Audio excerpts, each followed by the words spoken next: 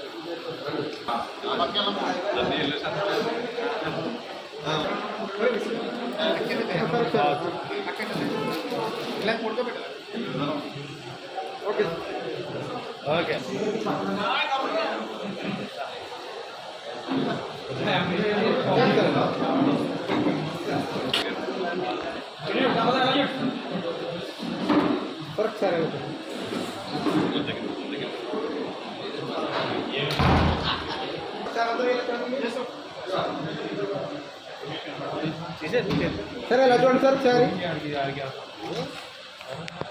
ఒక్కసారి చూడండి.